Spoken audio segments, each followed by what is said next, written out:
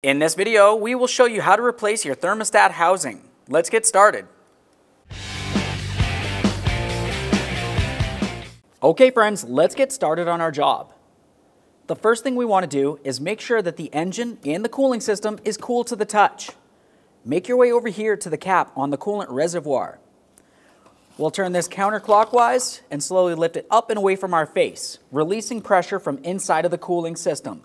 Once you've done that, we can put this cap back on. Along the bottom corner of the radiator, you're going to find the petcock, or the drain. Make sure you have a coolant collection bucket underneath the area to recycle the fluid properly. I'll continue on with a hose that fits just over this area. With that directing into the bucket, use a 19mm wrench to loosen this and start draining the coolant. Once you've done that, you can make your way back up top.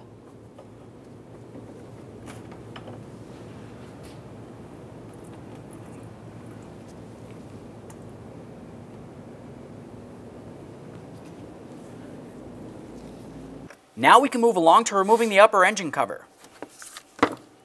In the corner along the back, you're going to find a screw that you can remove with a 1/4-inch drive.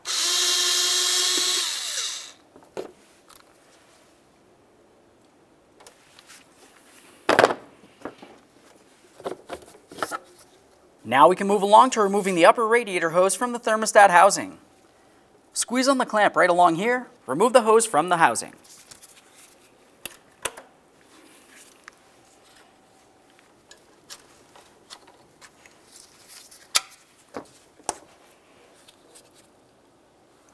Make sure your hose is still soft and pliable. Set it aside. Now we can move along to removing the thermostat housing from the top of the intake. On each side of the housing, you'll find a 10mm headed bolt. Remove the pair.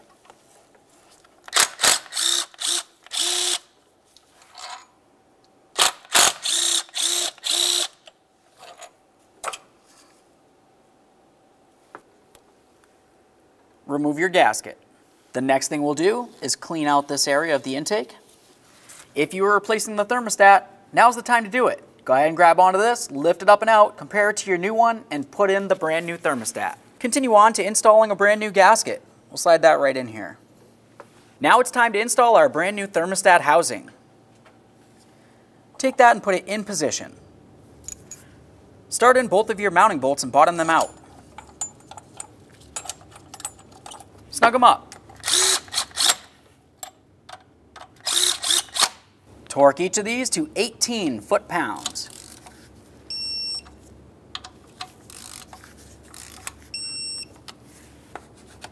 Install your upper radiator hose. Put your clamp back in its original position. Now we can put on our engine cover. Along the top of your alternator, you'll find that you have a bracket with 2 tabs that protrude out. And on the top of the cover, you have 2 slots for them to fit into. Let's line those up. Line up your upper stud, put on your mounting bolt, and snug it up. Make your way back underneath the front driver's side of the car to the bottom of the radiator. We're going to close that drain. Make sure it's nice and snug with our 19mm wrench.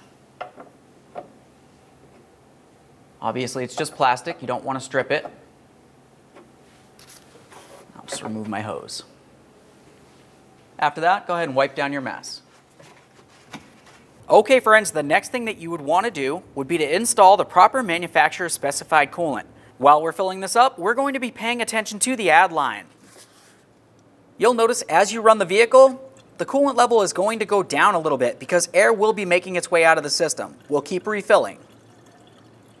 Once you add this up to the maximum line, go ahead and carefully start up the vehicle. You're going to let it run for a little while. It needs to get up to normal operating temperature.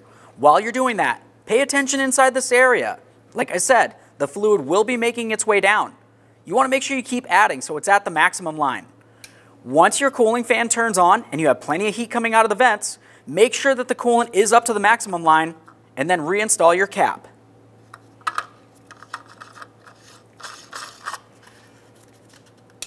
Okay friends, we've got the car back together. At this point, go ahead and take it for a road test. Make sure the car does not overheat. Aside from that, thanks for watching. When only the best will do, demand TRQ. the only company that lets you view before you do.